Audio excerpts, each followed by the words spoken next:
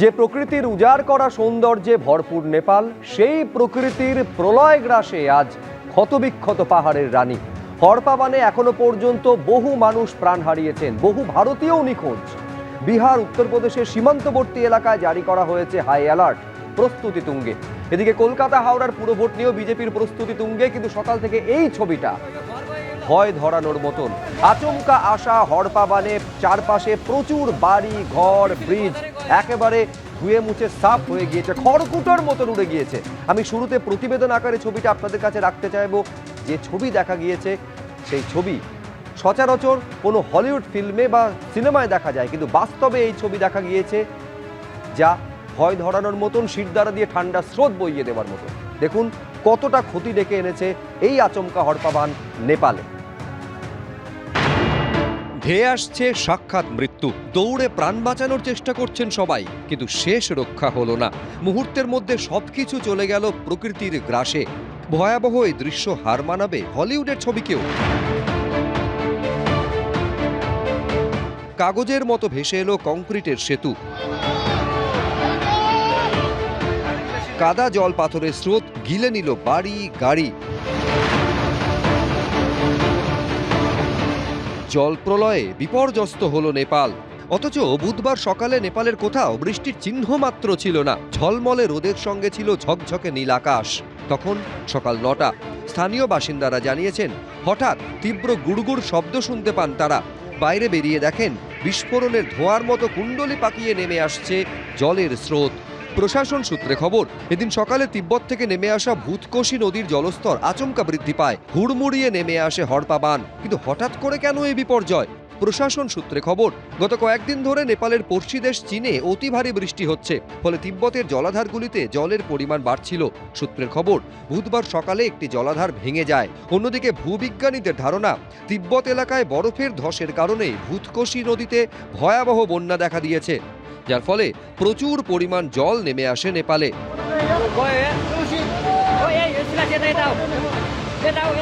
হরপাবানে ভয়ানক ক্ষতিগ্রস্ত হয়েছে রাসুয়া, নোয়াকোট, থাদিং, চিতওয়ান সহ নেপালের 6টি জেলা। ক্ষয়ক্ষতির পরিমাণ জানা না গেলেও ব্যাপক হতাহতের আশঙ্কা করছে রাসুয়া জেলা প্রশাসন। পরিস্থিতি মোকাবিলায় মন্ত্রিসভার জরুরি বৈঠক ডাকেন নেপালের প্রধানমন্ত্রী বলেন্দ্র শাহ।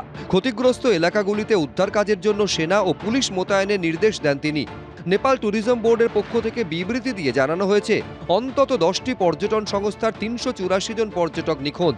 তাদের মধ্যে 105 জন ভারতীয় সহ 291 জন বিদেশি নাগরিক। নিখোঁজ নেপালের 93 জন নাগরিক। পাশাপাশি নেপাল প্রশাসনের তরফে খোলা হয়েছে helpline, toll free emergency number 1234, hotline number 1144।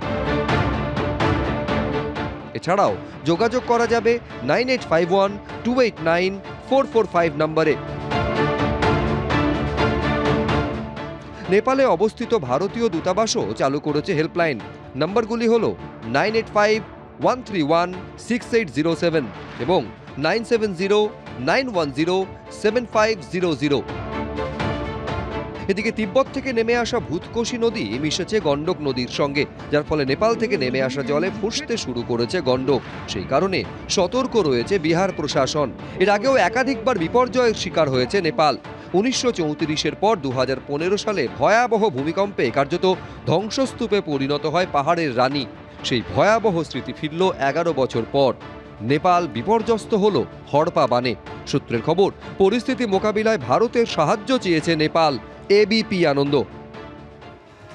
আমাদের সঙ্গে আলোচনায় এই মুহূর্তে সরাসরি যোগ দিয়েছেন প্রেসিডেন্সি বিশ্ববিদ্যালয়ের সহকারী অধ্যাপক প্রিয়াঙ্ক পি পটেল।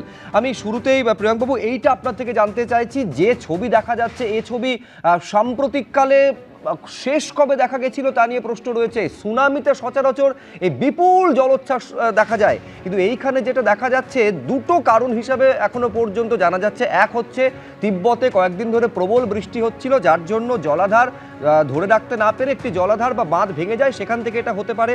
আবার একটা কথা শোনা যাচ্ছে যে বরফ ধসে নাকি এই ঘটনা ঘটেছে, মানে হিমবাহ ধসে, গ্লেশিয়ার বার্স্ট বলে শোনা যাচ্ছে। আপনার কি মনে হচ্ছে কি থেকে এই মহা বিপর্যয়টা নেপালে আজকে আমরা দেখলাম? নমস্কার। দেখুন, ঘটনাটা শুধুমাত্র আজ সকালেই ঘটেছে এবং তাই জন্যে আমাদের কাছে এতটা সময় এখনও আসেনি যে আমরা পুরোটা পরীক্ষা করে দেখব যে এক্স্যাক্ট কারণটা কী। কিন্তু যে সায়েন্টিস্টরা ওখানে আছেন এবং যারা এটা পরীক্ষা করে দেখেছেন তাদের মতামতে হচ্ছে যে দুটি কারণ আপনি বললেন, যে খুব বৃষ্টি পড়ছিল এবং চায়না যেমন রিপোর্ট করেছে ওদের যে কন্ট্রোল টিবেটিয়ান যে এলাকা আছে সেখানে একটা গিয়ং কাউন্টি ল্যান্ডস্লাইড বা মাডস্লাইড ওরা রিপোর্ট করেছে, যে বিশাল পরিমাণে ওখান থেকে কাদা জল নেমে এসছে, ধস নেমে এসছে সেখান থেকে। তার একটা কারণ, সেটা একটি কারণ এর পেছনে হতে পারে। অন্যজন বলছেন যে সেখানে কোনো এরকম হিমবাহ বা কোনো একটা হিমবাহ ধসে এসেছিল, তার জন্য অনেকটা জল তার পেছনে ব্লক হয়ে যায় এবং তারপরে সেই বাঁধটি যখন ভেঙে যায় তখন পুরোপুরি একসাথে এই পাথর, মাটি, জল পুরোপুরি একসাথে নেমে আসে। তাই জন্য এই ভয়াবহ দৃশ্যটি দেখা গেছে। তো এই দুটি কারণ। এবার ইভেন্টটা হয়ে গেলে বা আমরা যখন আরও কিছু ডেটা পাবো, স্যাটেলাইট ইমেজ দেখা যাবে বা অনফিল্ড কোনো রিপোর্ট আসা শুরু করবে, তখন এক্স্যাক্ট রিজনটা বলা যাবে। মানে আমি বলছি এটার কোনো কি আগাম ইঙ্গিত পাওয়া কোনোভাবেই সম্ভব নয়? তার কারণ ধরুন একটা জায়গায় যদি এরকম টানা, আমি যদি এটাও ধরে নিই যে বাঁধ ভেঙে এটা হয়ে থাকতে পারে, ধরুন সেখানে বাঁধ বা জলাধার যদি জল ধারণ ক্ষমতা ক্রমশ তার সীমাকে ছাড়িয়ে যাচ্ছে, সে সময় পার্শ্ববর্তী দেশে অ্যালার্ট, সেরকম কি এক্ষেত্রে কিছু করা যায়নি, না সেরকম কোনো ইঙ্গিত পাওয়া সম্ভব নয় সচরাচর? না, সেরকম ইঙ্গিত কিছুটা পাওয়া অবশ্যই সম্ভব। দেখুন, রসুয়া ডিস্ট্রিক্টে অনেক বিপর্যয় হয়েছে, কিন্তু তার নিচে যে অংশগুলি, ত্রিশুলি বাজার বা নিচের যে অংশগুলি, সেখানে অ্যালার্ট গেছে যে জলের স্তর বেড়ে যাচ্ছে। যেমন ইন্ডিয়াতেও অ্যালার্ট এসছে যে জলের স্তর বেড়ে যাচ্ছে, তাই জন্য কিছু অ্যাকশন নেওয়া গেছে। এবার এর জন্যে আমাদের কন্টিনিউয়াসলি এই যে আইস ড্যামগুলো বা এই আইস অ্যাভালাঞ্চগুলো, এইগুলো কন্টিনিউয়াসলি আমাদের মনিটর করা দরকার। অনেক সময় যেটা হয় যে স্যাটেলাইট ইমেজ অনেক সময় ক্লিয়ার হয় না বা এক্স্যাক্ট বোঝাও নাও যেতে পারে, কিন্তু কিছু আমাদের মেথডস আছে যেটা দিয়ে আমরা মনিটর করতে পারি।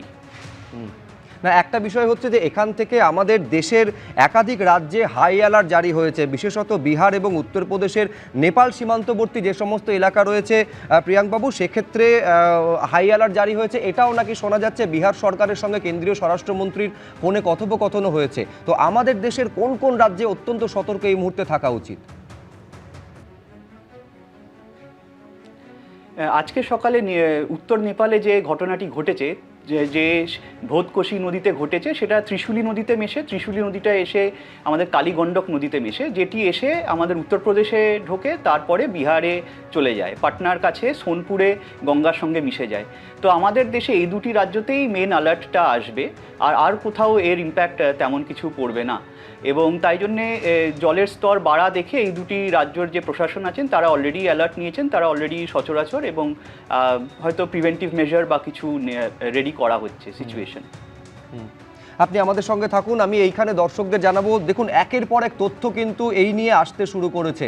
যেমন এটাও জানা যাচ্ছে যে কৈলাসের পথে 400 জন তীর্থযাত্রী ছিলেন, যোগাযোগ বিচ্ছিন্ন হয়ে গেছে তাদের সঙ্গে। নেপালের রসুয়ায় হড়পা বানের পরই তাদের সঙ্গে যোগাযোগ সম্পূর্ণ বিচ্ছিন্ন হয়ে গেছে। এই 400 জন তীর্থযাত্রীদের মধ্যে অধিকাংশই ভারতীয়, 93 জন নেপালি ছিলেন বলে জানা যাচ্ছে। তিব্বত সীমান্ত পেরোনোর আগেই পুণ্যার্থীদের সঙ্গে যোগাযোগ সম্পূর্ণ বিচ্ছিন্ন হয়ে যায়। আজই তিব্বতের সীমান্ত পেরোনোর কথা ছিল তাদের। তীর্থযাত্রীদের সঙ্গে যোগাযোগের চেষ্টা চালানো হচ্ছে, পর্যটন সংস্থার তরফে কথা জানানো হয়েছে। ভারতীয় দূতাবাসের তরফে হেল্পলাইনও জারি হয়েছে। আমি নাম্বারটা একবার দর্শকদের জানিয়ে দিই, +977 985 131 6807 এবং +977 970 910 7500। আমি এইখানে রামকৃষ্ণ দত্তর কাছে একবার আসতে চাইবো। রামকৃষ্ণবাবু, এক তো দুটো কারণের কথা আমি দর্শকদের সামনে রাখলাম যেটা সম্ভাব্য কারণ হিসাবে মনে করা হচ্ছে, এর পাশাপাশি শোনা যাচ্ছে নাকি ভূমিকম্পও হয়েছে। কোথাও কি মনে হচ্ছে এর দুটো যদি একটা কারণও হয়, যে ম্যাগনিটিউডে এই জলোচ্ছ্বাসটা লক্ষ্য করা গিয়েছে সেটা ট্রিগার্ড হয়েছে ভূমিকম্পের কারণে? হ্যাঁ, এটা হতেই পারে, কেননা ভূমিকম্পর মানে যেভাবে ওয়াটার মাস নেমে এসছে তাতে কিন্তু শুধু বরফ গলা জল এসেছে বলে মনে হচ্ছে না। কেননা ভূমিকম্প হলেই একমাত্র এর সাথে মাটির বা পাথরের যে মাস মিশে গিয়ে একটা বিশাল মোমেন্টাম তৈরি করতে পারে। তার ফলে যে নদীর ওপরে যে বাঁধগুলো দেখা গেছে, বাঁধ মানে ব্রিজগুলো দেখা গেছে সেইগুলো যেন সোলার মতন ভেসে আসছে। একদম। সুতরাং এটা বলাই যেতে পারে, আমি বলি ব্রিজটা দেখে মনে হবে একটা খেলনা গাড়ি, খেলনা গাড়ি, যেটা একটু জোরে হাওয়া দিলে যেমন উড়ে চলে যায় সেই রকম। সোলার ব্রিজ মনে হচ্ছে একদম। তো সুতরাং এই রকম একটা মাসিভ ব্রিজকে ফেলে দেওয়ার জন্য জলের যে ডেনসিটি, মানে আমি ডেনসিটি বলতে এই কন্টামিনেটেড ওয়াটার যেটা, সেটা ভীষণভাবে বেড়ে যাওয়াতেই এটা হয়েছে, আর দুপাশ সেইভাবেই ভেঙে নিয়ে এসছে। তো সুতরাং বৃষ্টির যেমন একটা চান্স ছিলই, যেটা স্যাটেলাইট ইমেজেও দেখা গেছে, কিন্তু ওটা যেহেতু অনেকটা দূরে ছিল সেক্ষেত্রে নদীর ওর সংলগ্ন নদী কী ছিল সেটা কিন্তু আমরা স্যাটেলাইট পিকচার থেকে বুঝতে পারি না। সুতরাং আর পাহাড়ি নদীতে কোনো এক জায়গায় যদি বৃষ্টি হয়, সুতরাং সেখানটায় কিন্তু নদীর গতিপথ এই রকম ম্যাসিভ ওয়াটার ফ্লোর সাথে নদীর গতিপথও পাল্টে যায়। সুতরাং এর ভয়াবহতা ক্রমাগত বাড়তেই থাকে। এটা কিন্তু একটা বিশিষ্ট পথ ধরে ফোরকাস্ট করা মুশকিল। আচ্ছা, এর মধ্যে ভারতের তরফে সহযোগিতার সম্পূর্ণ আশ্বাস নেপালকে দেওয়া হয়েছে। দুই দেশের প্রধানমন্ত্রী, আমাদের দেশের প্রধানমন্ত্রী এবং নেপালের প্রধানমন্ত্রীর সঙ্গে ফোনে কথোপকথন হয়েছে। সম্পূর্ণভাবে সেই দেশের প্রতিবেশী রাষ্ট্রের পাশে থাকার আশ্বাস দিয়েছেন আমাদের দেশের প্রধানমন্ত্রী। আমি এইখানে দ্রুত একবার পার্থদার কাছে আসতে চাইবো। পার্থপ্রতিম বিশ্বাস, ধরুন এর আগে যদি আমাদের দেশের কথা পার্থদা বলি, যে যতগুলো হড়পাবান লক্ষ্য করা গিয়েছে, সেটা আপনার 2021-এর যোশীমঠের বিপর্যয় হতে পারে, বা উত্তরাখণ্ডের কেদারনাথের বিপর্যয় হতে পারে, বা আমাদের এই রাজ্যে জলপাইগুড়ির মাল নদীতে যে হড়পাবানে যেখানে 8 জনের প্রাণ চলে গেছিল। বারবার যে বিষয়টা সামনে এসেছে যে একেবারে আনপ্ল্যান আরবানাইজেশনের লক্ষ্যে যেভাবে ডিফরেস্টেশন হয়ে চলেছে, আপনার কি মনে হচ্ছে সেই ডিফরেস্টেশনের আজকে এই বিপর্যয়ের কোনো সম্পর্ক থাকতে পারে? হ্যাঁ, দেখুন, বিপর্যয়, প্রাকৃতিক বিপর্যয় ঘটবে, এবং বিশেষত জলবায়ু পরিবর্তনের সবচেয়ে বড় ভিকটিম যদি বলেন হচ্ছে মাউন্টেনিয়াস টেরেনগুলো আমাদের। ফলে এখানে দাঁড়িয়ে নদীর উৎপত্তিস্থল হচ্ছে চীনে, নদী বয়ে যাচ্ছে নেপালের উপর দিয়ে, তারপরে সেই নদী আসছে ভারতবর্ষে। ফলে একটা ট্রান্সকন্টিনেন্ট হচ্ছে মুভমেন্ট অফ এ রিভার। ফলে যদি এর আপস্ট্রিমে কোথাও কোনো ঘটনা ঘটে ওপরের দিকে, তাহলে তার ডাউনস্ট্রিমের লোকটা এফেক্টেড হবে। যেমন তিব্বতে যদি কোনো ঘটনা ঘটে থাকে, আমারও আশঙ্কা তাই, ফলে সেটা এফেক্টেড হচ্ছে নেপাল। ফলে এই যে এবার আমি যে ছবিগুলো আপনারা দেখালেন, যে নেপালের ওই রসুয়া গ্রাম যেটা আছে, গ্রামের পাশে যে জনবসতি এই নদীর ধারে গড়ে উঠেছে, সেটা আমাদের কেদারনাথকেও প্রায় হার মানিয়ে দেবে।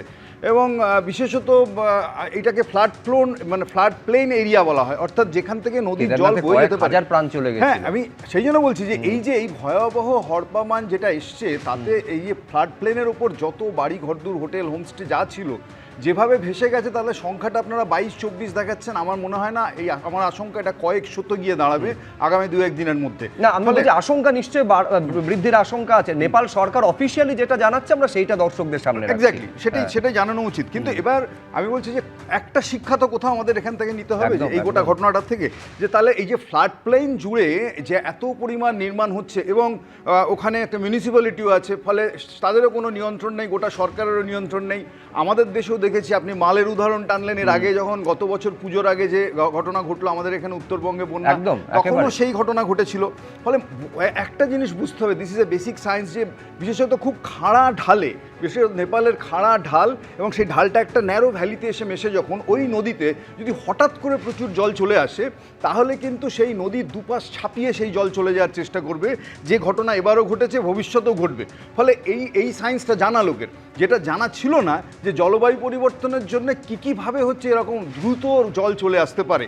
এবং আপনি উল্লেখ করেছেন, এবং আমারও আশঙ্কা তাই, যে এখানে মাইল্ড আর্থকুয়েক ট্রেমার সেখানে ডেফিনেটলি হয়েছে। অর্থাৎ ভূমিকম্পের প্রভাবে দুটো জিনিস ঘটে, একটা হচ্ছে ল্যান্ডস্লাইড যদি হওয়ার থাকে, অ্যাক্সিলারেটেড হয়। ভূমিকম্পের প্রভাবে হিমবাহ যদি কোথাও আলগা থাকে, সেটা হচ্ছে যে নামতে থাকে। ফলে এই যে নেমে আসা হয় হিমবাহ বা ল্যান্ডস্লাইড, ভূমিধসের জিনিস, সেটা যদি ওই ন্যারো ভ্যালি নদীটার মধ্যে গিয়ে আটকে যায়, তাহলে হচ্ছে যে সেখানে একটা বন্যা পরিস্থিতি তৈরি হয়। তারপরে ওই বিস্তীর্ণ জলের চাপে যদি কোনো একটা সময় কোনো মুখ ফেটে যায়, তাহলে গল গল করে যে পরিমাণ জল বেরোবে, এবং তারপরে তার ডাউনস্ট্রিমে যে এরিয়াগুলোকে ভাসাবে, সেটাই কার্যত এখানে হয়েছে বলে আমার আশঙ্কা। এবং এখান থেকে আমি আবারও বলছি যে আমি একটা হাইডেল পাওয়ার স্টেশনও দেখছি, একদম অবিকল আমাদের দেশের ঘটনা, যে আজকে দুপুর সকালের দিকে বোধহয় তার টানেলের আরসিসি ঢালাই চলছিল। ফলে সেখানে খড়কুটোর মতো উড়ে গেল লোকজনগুলো, সেখানে যা যন্ত্রপাতি ছিল এই নিয়ে। ফলে আমি আবার বলছি যে এই চেতাবনী, এই অ্যালার্ম, এই লেসন, এইগুলোর থেকে আমাদের নেওয়ার আছে একটাই, যে নদীর দুপাশে বসবাস করা মানুষজনকে আমি বলছি সচেতন করতে হবে, এদেরকে বিপদ না, আমি বলছি আপনি সতর্কতার কথা বলছেন, আমি জানি না যে এখনো পর্যন্ত কোনো আগাম সতর্কতা ছিল কিনা পার্শ্ববর্তী দেশ থেকে, চীন বা তিব্বত থেকে, কিন্তু যে প্রকৃতির ছবিটা যদি দেখেন কোথাও এতটুকু মনে করার ইঙ্গিতটুকু পাওয়া যায়নি। তার কারণ রোদ ঝলমলে সকাল, নীল আকাশ, চারিদিকে মানে অত্যন্ত প্রাকৃতিক সৌন্দর্যে যে ভরপুর নেপাল, যেটা দেখতে নেপালে প্রচুর পর্যটক প্রতি বছর ভিড় করেন, সেটাই আজকে দেখা গেছে। কিন্তু এই রকম একটা পরিস্থিতিতে গোপীনাথ বাবুর সব থেকে বড় প্রশ্ন হচ্ছে যে অত্যন্ত দ্রুততায় রেস্কিউ অপারেশন শুরু করার কথা, কিন্তু এই ছবি দেখে বুঝতেই পারছেন যে সেটা করতে বেশ কিছুটা সময় লেগেছে। ফলে কতটা প্রতিকূলতার মধ্যে দিয়ে উদ্ধার কাজ এক্ষেত্রে শুরু করা হয়েছে বলে মনে হচ্ছে, এবং ঠিক কি কি প্রিকশন এসব ক্ষেত্রে নেওয়া উচিত? আসলে যতটা দ্রুততায় উদ্ধার কার্য শুরু করা উচিত তার থেকে দ্রুততায় জলটা নেমে আসছে। বিকজ যেটা পার্থবাবু বললেন যে মানে স্টিপার স্লোপ, আমাদের এটা যদি অ্যালুভিয়াল প্লেন হতো তাহলে কিন্তু জলের স্পিডটা অত থাকতো না এবং জলের মধ্যে এনার্জিও অত থাকতো না। এবার যেহেতু স্টিপার স্লোপ, জলের মধ্যে এনার্জি রয়েছে এবং সেখানে ডেব্রিস ফ্লো হচ্ছে, মাড ফ্লো হচ্ছে, যেটা আমরা কাদা গোলা জল নেমে আসতে দেখছি আর কি। আর ভূমিকম্পটা একটা লজিক হতে পারে, আমি খবরে সবে তখনও শুনি সকাল থেকে, কিন্তু মানে যাই হোক না কেন আলটিমেটলি তিব্বতের একটা বাঁধ ভেঙে গেছে। আমরা ছোটোবেলায় ওই বিপ্লবের একটা গান শুনতাম, বাঁধ ভেঙে দাও, বাঁধ ভেঙে দাও। বাঁধ ভেঙে গেলে যে কী অবস্থা হয় সেটা আমরা এখন দেখতে পাচ্ছি। 2 নম্বর হচ্ছে প্রত্যেকটা বন্যার জন্য ডিভিসি দায়ী। ডিভিসি কেন জল ছাড়লো? ওইখানে যদি বাঁধটা থেকে সুইচ গেট দিয়ে জলটা ছাড়া হতো তাহলে হয়তো ওই বাঁধটা ভেঙে পড়তো না। বাঁধটা ভেঙে পড়লে কি ভয়ানক বন্যা হতে পারে সেটা মানে আমরা এটা হিল ট্রেনে দেখছি, কিন্তু প্লেন ল্যান্ডেও সেরকম ঘটতে পারে। তো এই কতগুলো আমাদের চিন্তাধারা আছে, আমরা না অলওয়েজ অ্যাডমিনিস্ট্রেটিভ ডিসিশনগুলোকে ইম্পোজ করি, আমরা কিন্তু সায়েন্টিফিক ডিসিশনগুলো কখনোই খাটাই না। হ্যাঁ ঠিক আছে, একটা ড্যাম ডিজাইন করতে হবে বা একটা মাল্টিস্টোরি বিল্ডিং ডিজাইন করতে হবে, সেখানে ইঞ্জিনিয়ার থেকে ভেটিং করে নিয়ে আসতে হবে, বিকজ অ্যাডমিনিস্ট্রেটররা ওরা নাক গলাবে না। কিন্তু বাকি যে ইমপ্লিমেন্টেশনগুলো সেগুলো কিন্তু অ্যাডমিনিস্ট্রেটিভ ডিসিশনে হয়, সেগুলোতে বোধহয় একটু সায়েন্টিফিক ইনপুটটা ভীষণভাবে দরকার বলে আমার মনে হয়। এটা আমার ব্যক্তিগত মতামত।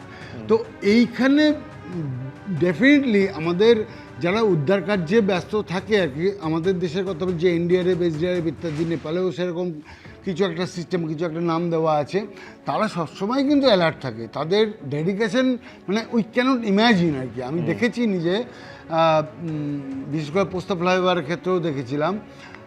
তো মানে ওনারা কিন্তু অলওয়েজ অ্যালার্ট, মানে ওনারা জীবনের কোনো ভয় পান না, ঝাঁপিয়ে পড়েন। কিন্তু মুশকিলটা হচ্ছে বিপদটাই এত বড় যে আমরা কত মানুষকে বাঁচাবো। আজকে যেমন মানে ওই যে মানে চোখের পলকে গোটা বিষয়টা যেন ঘটে গিয়েছে। আজকে যে আগুন ধরেছিল, আমি এখানে একটু বলে নিই, আগুন ধরেছিল, ওখানে একজন বৃদ্ধা মারা গেছে। ওখানে 65 কিন্তু মানে ফায়ার ব্রিগেডের 12টা লোক কাজ করছিল, খবরে যা প্রকাশ। মানে ওরাও চেষ্টা করেছেন যে ওই বৃদ্ধাকে তুলে রেখে, কিন্তু উনি ফ্ল্যাটের ভেতরে ইনসাইড বেডরুমে ছিলেন। মানে খবরে সবটাই খবর হচ্ছে না, এই সেখান থেকে ওনাকে বার করে আনা যায়নি, তিনি হয়েছে গেছেন। এই যে কতগুলো জায়গায় তো আমাদেরও দোষ আছে, আমরা কেন অ্যালার্ট থাকবো না, বা আমরা কেন ওই পয়েন্টগুলো ধরবো না যেখানে এই জিনিস ঘটতে পারে। আমরা একটা জিনিস জাস্ট বলে দেয় যে শুভ্রজিৎ, আকাশ কলকাতায় নীল আছে বা ওখানে নীল ছিল মানে ঝকঝকে মানে ওটা বিপর্যয় আসবে না, এটা ধারণা ভুল। কারণ ওর বিপর্যয়ের কারণ কিন্তু নীল আকাশে লুকিয়ে নেই। ওর 200 কিলোমিটার পেছনে, 150 কিলোমিটার পেছনে যে বিপর্যয়ের সূত্র ছিল তাতে লুকিয়ে ছিল। এবং মানে আমি বলতে এটা মানে ঝলমলে নীল আকাশের পেছনে যে কালো মেঘ উকি মারছে, সেটা ওখানে দাঁড়িয়ে কেউ আন্দাজ পর্যন্ত করতে পারেনি। চোখের পলকে এত বড় বিপর্যয় ঘটে গিয়েছে। পুরো ভোটে অভিষেক বন্দ্যোপাধ্যায় দাঁড়ালেও হারাবে বিজেপি। কলকাতা হাওড়া পুরসভার ভোট নিয়ে হুঙ্কার সুকান্ত মজুমদারের। মমতা বন্দ্যোপাধ্যায়ের তৃণমূলকে ছুঁড়ে ফেলে দিয়েছে জনগণ। ওয়ার্ড পুনর্বিন্যাসের পর 150টি আসনে জয় পাওয়াই লক্ষ্য। প্রাক্তন তৃণমূল কাউন্সিলরদের বিরুদ্ধে দেওয়া হবে চার্জশিট। পুরো ভোটের প্রস্তুতি শুরু করে হুঙ্কার কেন্দ্রীয় শিক্ষা প্রতিমন্ত্রী। যে ভোটে দাঁড়ান না কেন, ওনাকে হারানোর জন্য আমরা রেডি হয়ে আছি। উনি যেখানে দাঁড়াবেন, অনে বনে জনজঙ্গলে, আমরা সেখানেই যাবো, চিন্তা নেই হারানোর জন্য। আমাদের রাজ্য সভাপতি বক্তব্য তো পুরো পরিষ্কার যে এই রাজ্যে কোনো শরিক দল নিয়ে আমরা ভোটে লড়িনি, আমরা এই রাজ্যে একাই লড়েছি এবং এতগুলো সিট পেয়েছি। তো স্বাভাবিকভাবে আমরা এখনো পর্যন্ত কোনো শরিকি সিট শেয়ারিংয়ের বিষয়ে আলোচনা করিনি। বিগত বিধানসভা নির্বাচনে 144টি ওয়ার্ডের মধ্যে 101টিতে বিজেপি এগিয়ে আছে, তৃণমূল কংগ্রেস এক কথায় ধরাশায়ী হয়েছে। তো এবার 209টি সিট হয়েছে, আমরা আশা করছি 150-র বেশি, আমার তো মনে হচ্ছে 170-80টা পর্যন্ত আমরা পৌঁছতে পারবো। দেখুন, নভেম্বরে কলকাতা হাওড়ায় পুরো ভোট হওয়ার একটা সম্ভাবনা রয়েছে। কলকাতার দায়িত্বে বিজেপির প্রাক্তন রাজ্য সভাপতি সুকান্ত মজুমদারকে দল দায়িত্ব দিয়েছে ইনচার্জের। আর এক বিজেপির প্রাক্তন রাজ্য সভাপতি রাহুল সিনহা, তাকে হাওড়ার দায়িত্ব দেওয়া হয়েছে। সেই সুকান্ত মজুমদার তিনি বলছেন যে একেবারে পুরো ভোটে অভিষেক বন্দ্যোপাধ্যায়কে বিজেপি পর্যুদস্ত করবে। কিন্তু আমি এইখানে কৃষ্ণ মিত্রর কাছে আসতে চাইবো, সেই অভিষেক বন্দ্যোপাধ্যায় 24-এর ভোটে 7,10,000-এর বেশি মার্জিনে জিতেছেন 24-এর লোকসভা নির্বাচনে ডায়মন্ড হারবার কনস্টিটিউয়েন্সি থেকে। তিনি পুরো ভোটে হেরে যাবেন, পুরো ভোটে তাকে বিজেপি হারিয়ে দেবে, তো চ্যালেঞ্জ ছুটছেন। না, সুকান্ত বাবুর বোধহয় জানা নেই ডায়মন্ড হারবার অভিষেক লোকসভার, বন্দ্যোপাধ্যায় নেবেন তো চ্যালেঞ্জটা? না বলছি ডায়মন্ড হারবার লোকসভার বোধহয় একটা পঞ্চায়েতও বোধহয় কলকাতা কর্পোরেশনের আন্ডারে নেই, সেটা হয়তো উনি অবগত নন। ডায়মন্ড হারবারের মানুষ ডায়মন্ড হারবারে ভোট দেবে, কলকাতার মানুষ কলকাতা দেবে। ইতিমধ্যেই আমরা 2010 সালে একদম চূড়ান্ত বাম আমলেও আমরা ফল করে কলকাতা পৌরসভা জয় করে দেখিয়ে দিয়েছি। অভিষেক বন্দ্যোপাধ্যায় সেই লেগাসিটারই উত্তরাধিকারী। তো সুতরাং কি হবেন, আর সুকান্ত মজুমদার এটাও বললেন 150টা তো জিতবো, সেটা 160-70 হতে পারে। হ্যাঁ, 150টা জিতুন, 60-70 জিতুন, চার্জশিট দিন। উনি তো বোধহয় প্রকাশ চিকবাড়িকে বাবা প্রকাশ, গরু চোর এই বলেই তো ভোটের প্রচার করেছিলেন। এখন উনার কলিগ, তো উনার esteemed parliamentary colleague from BJP. তো উনারা কি বলেন, উনাদের শীর্ষ নেতৃত্ব উনাদেরকেই পাত্তা দেয় না। তো সুতরাং ক্ষমতাসীন দল আজকে জনাদেশ না হলে জ্ঞানাদেশের ভিত্তিতে রাজ্যে ক্ষমতায় এসছেন। তো রাজ্যে ক্ষমতায় থাকলে মিউনিসিপ্যালিটি নির্বাচনে অনেক সময় অ্যাডভান্টেজ থাকে, সেই দম্ভ থেকে বলছেন।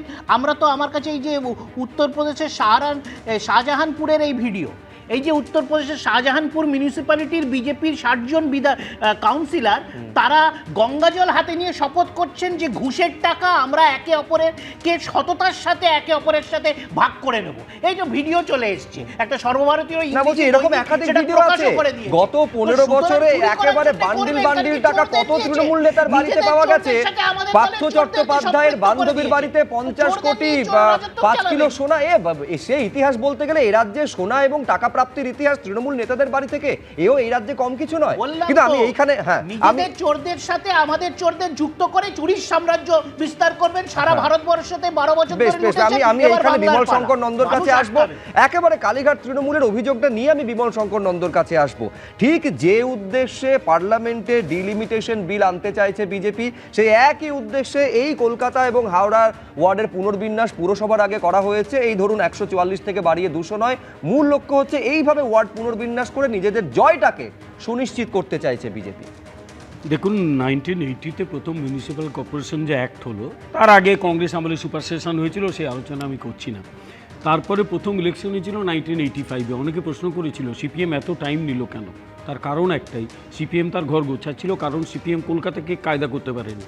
এবং নির্বাচনে দেখা গেল 1985-এ সিপিএম অ্যাবসলিউট মেজরিটি তো পেলই না, বরং সিপিএমকে নানা ফন্দি বিক্রি করতে হয়েছিল মিউনিসিপ্যাল কর্পোরেশন দখল করার জন্য।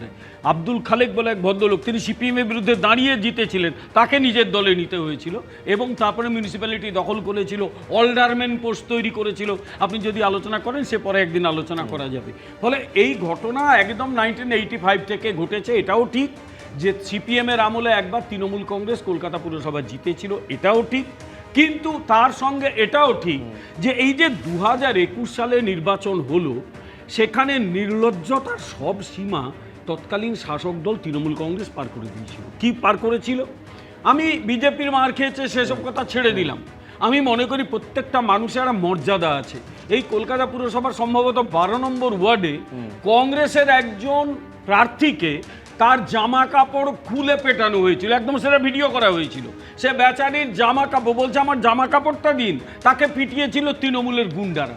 অর্থাৎ ক্ষমতা দখলের জন্য একটা দল কতটা উন্মাদ রোগগ্রস্ত হয়ে যেতে পারে সেটা কিন্তু না, আমি দেখেছি। বলছি দল বদল করে পঞ্চায়েত বা পুরসভা দখল করার ইতিহাস এই রাজ্যে নতুন কিছু নয়, কিন্তু এইটা তো অভিযোগ যে ওয়ার্ড বিন্যাস বদলে, মানে ওয়ার্ড পুনর্বিন্যাস করে, ডিলিমিটেশন করে এইভাবে পুরসভা কলকাতা এবং হাওড়া দখল করতে চাইছে বিজেপি। 1985 সালে প্রথম কলকাতা পুরসভার বাড়ানো হয়েছিল 80 সালের আইনে, কয়েকটা পুরসভাকে নিয়ে ওটা বাড়ানো হয়েছিল। তারপর দীর্ঘদিন ধরে কলকাতা পুরসভার ওয়ার্ডগুলো পুনর্বিন্যাস ঘটেনি। তারপরে কি পুরো জনসংখ্যা বাড়েনি কলকাতায় বিপুল জনসংখ্যা বেড়েছে, তা ওয়ার্ড পুনর্বিন্যাস হবে না? আর একটা চ্যালেঞ্জ আমি এখানে দিয়ে যাচ্ছি, সুকান্ত মজুমদার তো পরিষ্কার বলেছেন অভিষেক ব্যানার্জি দাঁড়িয়ে হারবে। আমি এখানে বলে যাচ্ছি মমতা ব্যানার্জি সাহস থাকলে কলকাতা পুরসভায় দাঁড়ান, আপনাকে শুধু হারাবো না, ঘরে ঢুকিয়ে দেবো একদম। আমাদের মানে একেবারে আমি বলছি বিজেপির তরফে একেবারে একের পর এক চ্যালেঞ্জ তৃণমূল কংগ্রেসের উদ্দেশ্যে ছুড়ে দেওয়া হচ্ছে। কিন্তু এই যে ওয়ার্ড পুনর্বিন্যাসের এইটা ইয়ার্ডস্টিক ধরা হয়েছে 15 থেকে 18 হাজার ভোটার পিছু একটা করে ওয়ার্ড। এইখানে একটা যুক্তি আনা হচ্ছে যে ধরুন এখনো পর্যন্ত ট্রাইব্যুনালে যে সমস্ত নামগুলো বিচারাধীন রয়েছে সেখানে যদি বিবেচনা হওয়ার পরে যদি ভোটারের সংখ্যা সেক্ষেত্রে অন্তর্ভুক্তি হয়, সেক্ষেত্রে কি ওয়ার্ড পুনর্বিন্যাসের ক্ষেত্রে একই নিয়ম প্রযোজ্য থাকবে? এবং বিরোধীদের তরফ এটাও অভিযোগ এই 15 থেকে 18 হাজার এটা কিন্তু সব জায়গায় মানা হচ্ছে না তৃণমূলের তরফে, অর্থাৎ তৃণমূলের দুই শিবির, কালীঘাট তৃণমূল এবং ঋতব্রত তৃণমূল। কি বক্তব্য এই নিয়ে দেখুন। বিজেপি ওটা গুন্ডামি করবে, ডাকাতি করবে, পুলিশ নিয়ে লুট করবে, আর লুট করার জন্য সব বড় ভালো ভালো এমপিকে দিচ্ছে, যারা ভালো ভালো লুট করতে পারে তাদের হাতে দায়িত্ব দেওয়া হচ্ছে। নভেম্বর পর্যন্ত অনেক কিছুই হবে পশ্চিমবাংলায়, দেখতে থাকো কি হয়। আমাদের প্রস্তুতি শুরু করে দিয়েছি। 209টা ওয়ার্ড হচ্ছে এটা জানি। গতকাল মিটিং ছিল, অল পার্টি মিটিং, সেখানে আমরা সকলেই একটা দাবি তুলেছিলাম যে এখন যেই নোটিফিকেশনটা দেওয়া হয়েছে তাতে 209টা ওয়ার্ড হবে এবং তার বাউন্ডারি কী হবে শুধু সেইটা বলা আছে, কিন্তু সেটা দিয়ে বোঝা যায় না। একটা রাস্তা ধরুন একটা ওয়ার্ডের সাউথ হয়তো একটা রাস্তা 4টে ওয়ার্ড শেয়ার করছে, বুথ নাম্বারগুলো পার্ট নাম্বারগুলো না দিলে কোন ওয়ার্ড নতুন করে এই ডিলিমিটেশনে পড়ে কি হচ্ছে এটা জানাটা অত্যন্ত জরুরি। এইটা আমরা অ্যাডমিনিস্ট্রেটর এবং যিনি কর্পোরেশনের কমিশনার ম্যাডামকে আমরা রিকোয়েস্ট করেছি, সেইটা পেলে আমাদের সুবিধে হয়। কিন্তু আমরা আমাদের প্রস্তুতি শুরু করে দিয়েছি, আলোচনাও শুরু করে দিয়েছি এবং আমরা পুরোদমে পৌরসভা নির্বাচনে আমরা প্রতিদ্বন্দ্বিতা করব। দেখুন আবার বলছি, কলকাতা এবং হাওড়া পুরসভার একসঙ্গে ভোট হওয়ার একটা সম্ভাবনা রয়েছে। দেখুন এই ভোটটা হওয়াটা গুরুত্বপূর্ণ এই কারণে পরিষেবা এর সঙ্গে সরাসরি জড়িয়ে রয়েছে। 2013 সালে শেষ হাওড়া পুরসভায় ভোট হয়েছিল, যেটার মেয়াদ 18 সালে শেষ হয়ে গিয়েছে। মানে 8 বছর ধরে শুধুমাত্র হাওড়া পুরসভা যদি ধরা যায় জাস্ট প্রশাসক বসিয়ে চলছে। একই হাল কার্যত বালি পুরসভার। এই যে ওয়ার্ড বাড়বে, খুব স্বাভাবিকভাবে ওয়ার্ডের প্রতিনিধি বাড়বেন, কাউন্সিলর বাড়বেন নিঃসন্দেহে, কিন্তু আলটিমেটলি যে পরিষেবা জনগণের জন্য যে পুরসভা প্রতিশ্রুতিবদ্ধ পরিষেবা দেওয়ার জন্য, সেই পরিষেবাটা পার্থদা শেষ পর্যন্ত সুনিশ্চিত করা যাবে তো? সেটাই কি বলবো, প্রত্যাশিত যে আমাদের এখানে ইলেকশন হাওড়ার ক্ষেত্রে ইন পার্টিকুলার বহুদিন ধরে আটকে পড়ে আছে এবং ইলেকশন না হলে অ্যাডমিনিস্ট্রেটর বসলে যে অসুবিধাটা হয় সেটা সবাই জানেন যে পরিষেবা সবচেয়ে বেশি ঝুলে পড়ে। কিন্তু তার সাথে আপনি বলুন যে জল জমা থেকে শুরু করে বেহাল রাস্তা, পানীয় জলের অসুবিধে, মানে এই পরিশ্রুত পানীয় জল এইগুলো তো রয়েছে। এই যন্ত্রণা আজকে নতুন নয়, বছরের পর বছর ধরে এই যন্ত্রণার মধ্যে দিয়ে মানুষকে যেতে হয়েছে। একদম। ফলে আপনি যেগুলো বললেন যে রাস্তাঘাট থেকে পানীয় জল থেকে শুরু করে নিকাশি ব্যবস্থা বিপর্যস্ত হওয়া, এই সবের সাথে যেটা যুক্ত হয় যে যদি আপনার সেখানে একটা অ্যাডমিনিস্ট্রেশন নির্বাচিত না থাকে, তাহলে হচ্ছে যে এই যে সিন্ডিকেট রাজ বলতে যেটা বোঝায় যে স্থানীয় পাড়ায় পাড়ায়, সেটা হচ্ছে তোলাবাজিটা বাড়ে। কারণ তখন হচ্ছে যে কোনো ক্রস চেক আর থাকে না কোনো জায়গাতে। ফলে সেটা আটকানোর জন্য, কারণ কলকাতা হাওড়া এই দুটি পুরসভার ক্ষেত্রে যদি বলেন আগামী নির্বাচনে ইস্যু হবে দুর্নীতি একটা বড়, যে বিশেষত বিগত সময়কালে আমাদের এই রাজ্যে যা কিছু দুর্নীতি হয়েছে সেই দুর্নীতির যদি বলেন যে এপিসেন্টার ছিল মূলত পুরসভা এবং পঞ্চায়েতগুলোর ক্ষেত্রে। এবং সেখানে দাঁড়িয়ে এই হরিণ লুটের ভোট, যেটাকে ডায়মন্ড হারবার মডেল বলা হতো, সেটাও হচ্ছে যে কার্যত আমরা পুরসভার ক্ষেত্রে আমরা দেখতে পেয়েছিলাম যে সেটা কেমন হয়েছে। ফলে এখন মুশকিলটা হচ্ছে যে হরিণ লুটের ভোট বলছেন, এই কলকাতা পুরসভার কতজন কাউন্সিলর কত অল্প সময়ের মধ্যে আঙুল ফুলে কলা গাছ হয়ে গিয়েছে, এই ইতিহাসটা বলতে গেলে একেবারে আমি বলছি সময় পেরিয়ে যাবে, শেষ হয়ে যাবে। ফলে ওই জন্যই আমি বলছি জেলের ভাত খাচ্ছেন। কিন্তু সেটাই না গিয়ে যেটা বলা যায় যে যারা জেলের ভাত খাচ্ছেন তো ভালো কথা, আমি জানি না, কিন্তু যাদের জেলের ভাত খাওয়ার কথা কিন্তু খাচ্ছেন না, কলার তুলে ঘুরে বেড়াচ্ছেন, এইরকম একটা বড় অংশ হচ্ছে যে ভালো তৃণমূল নাম দিয়ে হচ্ছে যে সেখানে গিয়ে জুড়েছেন। ফলে এখন এটাই দেখার যে এবারের এই পৌরসভার ভোটে যে যারা এই যে ভালো তৃণমূল সকল যারা হচ্ছে যে আমাদের শাসকের সাথে বিজেপির সাথে গিয়ে একেবারে এক চেয়ারে প্রায় পাশাপাশি গিয়ে বসে পড়ছেন, যে তাদের ভূমিকাটা কি হয়, তারা কোন জবাবদিহির জায়গাটা করেন। এবং যারা আসল তৃণমূল তাদের ক্ষেত্রেও একই সমস্যা হবে যে যারা এতদিন ধরে এই ভালো তৃণমূলদের পুষে রেখেছিলেন, তাহলে এই ভোটে হচ্ছে যে তারা কোন ধ্বনি দেবেন, বিশেষত একটা দুর্নীতিমুক্ত পুরো প্রশাসন গড়ে তোলার ক্ষেত্রে তাদের কি ভূমিকা হবে। এবং আরেকটি কথা, সেটা বিমলদাদের জন্য প্রযোজ্য, ডিলিমিটেশন করছেন, ভালো ডিলিমিটেশন টাইমলি হওয়া ভালো, কিন্তু ডিলিমিটেশনের ভিত্তিটা হচ্ছে তো ভোটার নয়, ডিলিমিটেশনের ভিত্তি হচ্ছে জনসংখ্যা। যে সেন্সাস এখনো পর্যন্ত চলছে, শেষ হয়নি, সেটা শেষ হওয়ার পর দেশ জুড়ে ডিলিমিটেশন হতে পারে, রাজ্যেও হতে পারে, পুরসভাতেও হতে পারে। তাহলে এই যে একটা ভোটার সংখ্যা ধরে ডিলিমিটেশনের সবচেয়ে বড় অসুবিধা যে যারা ভোটে যে যাদের নাম উঠেছে এবং ওঠেনি সেটাকে আপনি জনসংখ্যা হিসেবে ট্রিট করছেন। ফলে তার ভিত্তিতে যখন ডিলিমিটেশন করছেন একটা ওয়ার্ড, সেটাতে খুব বিজ্ঞান ভিত্তিক হচ্ছে না। এবং সেখানে দাঁড়িয়েও যা টলারেন্স বলছেন 5000 প্লাস মাইনাস, মানে একটা ওয়ার্ডের ভোটার সংখ্যার প্রায় 30% টলারেন্স যদি থাকে, অর্থাৎ 30% কমও হতে পারে, বেশিও হতে পারে, তাহলে সেই ডিলিমিটেশনের মানে নেই। ফলে কার্যত সেই ডিলিমিটেশনটা দাঁড়াচ্ছে এই ওয়ার্ড ভাগ করা হচ্ছে মূলত শাসক দল বিজেপি তারা জয়ী হতে পারেন এমন একটা ডিজাইনকে সামনে রেখে, এবং সেই কাজটাই হয়েছে, এর সাথে কোনো ওর সম্পর্ক নেই। ফলে এই জায়গাটায় দাঁড়িয়ে আমার কথা হচ্ছে যে একটাই, যে ভালো তৃণমূল যারা আছেন, যারা বিজেপির সাথে আছেন, বা বিজেপিরও এটাই জবাবদিহি করতে হবে যে এই যে ভালো তৃণমূলদের সাথে, আমি জানি আর সুকান্তবাবু একটু আগে বলছিলেন যে আমরা কোনো শরিকের সাথে বোঝাপড়া করব না, এই ভালো তৃণমূল কি শরিক দলের ভূমিকাও পালন করতে পারে? এরকম সম্ভাবনাও কি তৈরি হতে পারে, হয় প্রকাশ্যে অথবা গোপনে, প্রচ্ছন্নভাবে অথবা প্রকটভাবে? এটাও দেখার, কেন এরা কে কে ক্যান্ডিডেট হয় বিজেপি, সেটাও দেখার জন্য বহু মানুষ অপেক্ষা করছে। আরেকটা সম্ভাবনার জন্ম দিলেন এখানে পার্থদা, নিঃসন্দেহে তার উত্তর এখানে বিমল শঙ্কর নন্দ দেবেন। কিন্তু একটা জায়গায় দুর্নীতিমুক্ত প্রশাসন, নিঃসন্দেহে যেটা প্রত্যেক নাগরিক প্রত্যাশা করবেন, একটা দুর্নীতিমুক্ত প্রশাসনই একটা স্বচ্ছ পরিষেবা দিতে পারে। এই স্বচ্ছতা এবং দুর্নীতিমুক্ত প্রশাসনের জন্য সুকান্ত মজুমদার কি বলছেন দেখুন একবার। দেখুন, প্রার্থী পার্টি করবে, আমাদের রাজ্য সভাপতি আছেন, আমাদের মাননীয় মুখ্যমন্ত্রী আছেন, পার্টির একটা স্ট্রাকচার আছে, স্বাভাবিকভাবে আমাদেরও একটা কমিটি তৈরি হয়েছে, সেই কমিটি নিজ থেকে সবার সাথে আলোচনা করে নাম তুলে আনবে এবং তারপরে সেই প্রার্থী বাছাই প্রক্রিয়া অনুসারে সর্বশেষে রাজ্য সভাপতির সম্মতি অনুসারে প্রার্থী হবে। তো আমাদের রাজ্য সভাপতি বক্তব্য তো পুরো পরিষ্কার যে এই রাজ্যে কোনো শরিক দল নিয়ে আমরা ভোটে লড়িনি, আমরা এই রাজ্যে একাই লড়েছি এবং এতগুলো সিট পেয়েছি। তো স্বাভাবিকভাবে আমরা এখনো পর্যন্ত কোনো শরিকি সিট শেয়ারিংয়ের বিষয়ে আলোচনা করিনি। বিগত বিধানসভা নির্বাচনে 144টি ওয়ার্ডের মধ্যে 101টিতে বিজেপি এগিয়ে আছে, তৃণমূল কংগ্রেস এক কথায় ধরাশায়ী হয়েছে। তো এবার 209টি সিট হয়েছে, আমরা আশা করছি 150র বেশি, আমার তো মনে হচ্ছে 170-80টা পর্যন্ত আমরা পৌঁছতে পারবো। দেখুন, একটা জায়গায় পার্থদা বলছিলেন যে দুর্নীতি কিন্তু এই নির্বাচনে একটা বড় ইস্যু হতে চলেছে। এই দুর্নীতির বিরুদ্ধেই তো প্রচার করে এবং প্রতিশ্রুতি দিয়ে বিজেপি ক্ষমতায় এসেছে। সেই দুর্নীতির জন্য বারে বারে বিমলদা আপনাদের রাজ্য সভাপতিকে বার্তা দিতে হচ্ছে, বার্তার পর আমরা গতকালে দেখিয়েছি একটা খোলা চিঠি পর্যন্ত দিতে হয়েছে। আলটিমেটলি ছবিটার বদল হবে তো? পাশাপাশি রয়েছে গোষ্ঠীদ্বন্দ্ব, যার জন্য আপনাদেরই দলীয় কর্মী প্রাণ চলে গিয়েছে বারুইপুরে। একটা কথা বলি, সেটা হচ্ছে আপনি দেখাচ্ছেন যেগুলো, আমি কোনোটাই অস্বীকার করছি না, স্বীকারও করছি না, কারণ এগুলো পার্টি তদন্ত করে দেখছে এবং এমন নয় যে চারদিকে এবার হাহাকার পড়ে গেছে, এগুলো কিচ্ছু হয়নি। একটা দুটো ঘটনা ঘটছে, আমি তো অস্বীকার করি না, কিন্তু সেগুলোই বারবার দেখানো হচ্ছে। দুর্নীতি যেরকম একটা ইস্যু, ঘটনা ঘটলে তো আমি তো বারণ করি, কিন্তু একটা দুটো আপনারা দেখাচ্ছেন মনে হচ্ছে যেন ওইটাই পৃথিবীতে ঘটে চলেছে। একটা দুটোর জন্য নিশ্চয়ই বারবার শ্রমিক ভট্টাচার্যকে বার্তা দিতে হচ্ছে না। না, শ্রমিক ভট্টাচার্যতে কাজ না হওয়াতে কি তার মানে খোলা চিঠি দিতে হলো? এই প্রশ্নগুলো তো আসবে। একটা দুটোতেই বার্তা দিতে হয় শুভ্র, কারণ একটা দুটো থেকে ওটা 20 তারপরে 200 হবে। ওইটা একেবারে প্রথম রাতে বেড়ালটা না মারলে সমস্যা হবে। প্রথম রাতে বেড়ালটাকে মারা যাচ্ছে? হ্যাঁ, কেন যাচ্ছে? আলটিমেটলি বার্তাতে কাজটা কি হচ্ছে? হ্যাঁ, নিশ্চয়ই হচ্ছে। কে বললে হচ্ছে না? আমি তো পার্টির লোক হিসেবে বলে যাচ্ছি, আমি পরিষ্কার কতগুলো কথা বলি। দুর্নীতি যেরকম একটা ইস্যু, কারণ এই যে আমি বললাম 2021 সালে 144-এর মধ্যে 134টা জিতেছিল যে প্রক্রিয়ায়, যেভাবে তৃণমূল কংগ্রেস, কারণ ছিল একটাই, পুরো উন্নয়ন এবং অন্যান্য ক্ষেত্রে যে টাকাটা আসবে ওটাতে থাবা মারতে হবে এবং তোলা তুলতে হবে। বিভিন্ন অঞ্চলে যারা প্রমোটার তাদের কাছ থেকে টাকা নিতে হবে।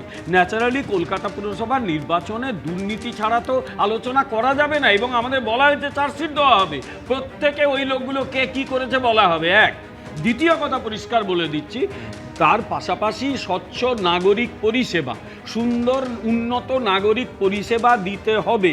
কলকাতায় রাস্তায় হাঁটলে, আমি কিন্তু মনে রাখবে, আমি গাড়ি নিয়ে খুব একটা চলি না, আমি রাস্তাঘাটে হেঁটে হেঁটে ঘুরে বেড়াই। আমি দেখেছি কলকাতাতে আর যাই হোক যা পরিস্থিতি, এটাকে উন্নত শহর বলা যাবে না। বাইরের কেউ যদি ইনভেস্টমেন্ট করতে আসে, শহরের এই চিত্র দেখলে উল্টো দিকে দৌড় মারবে। স্বীকার করেছেন অন্তত যে কলকাতা রাস্তার যে পরিস্থিতি, একটা উন্নত শহর এই মুহূর্তে দাঁড়িয়ে বলা যাওয়ার মতন জায়গা নেই। না না, আমার কথাগুলোকে পয়েন্ট নেওয়া দরকার নেই, আমরা তাকে ভালো করার চেষ্টা করছি।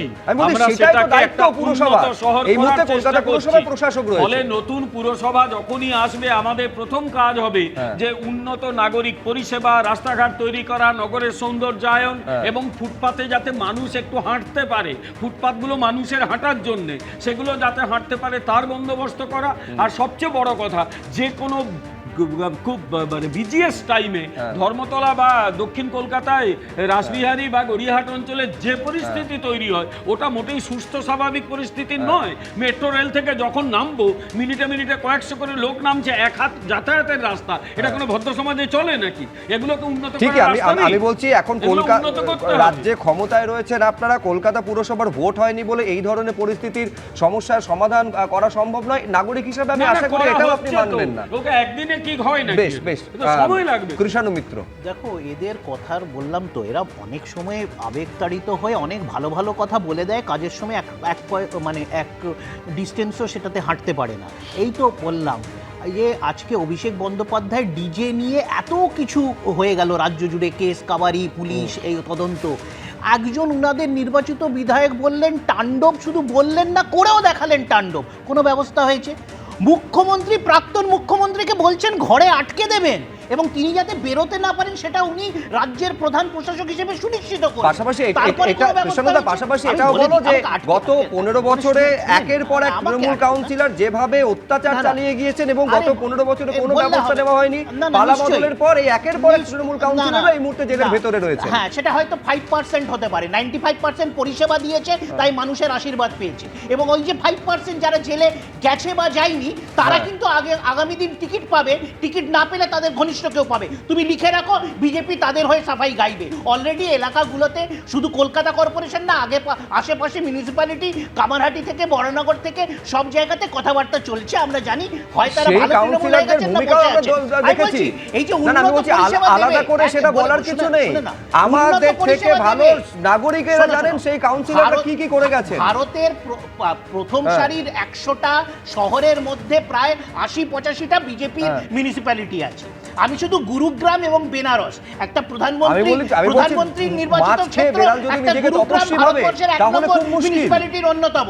তুমি দেখো ভাসছে আজকে শহর। এই যে যা পরিকাঠামো বললো না, এই যে ফুটপাত অমুক, এই জল জমা অমুক, সব জায়গায় 10 বছর ধরে শহরটা যে ভাসছে তার দায়িত্ব তৃণমূল কংগ্রেসকে নিতে হবে। পুরো বাম আমল থেকে, বাম আমলের শেষের দিক থেকে শুরু করে গোটা 15 বছর তৃণমূল কংগ্রেস কলকাতা পুরসভার দায়িত্ব ছিল।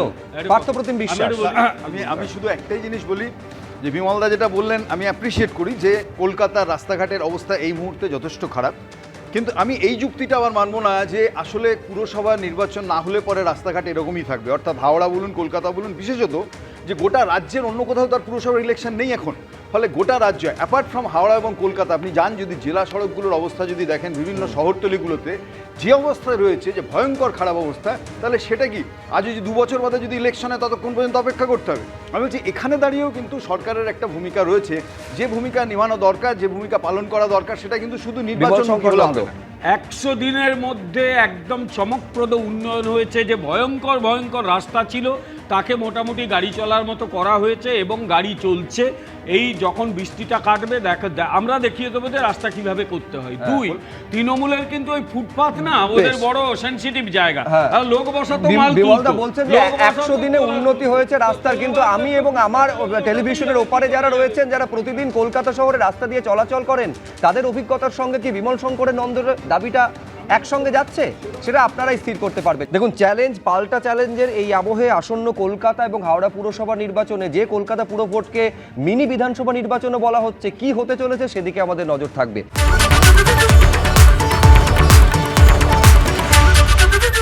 এবিপি আনন্দ, এগিয়ে থাকে, এগিয়ে রাখে।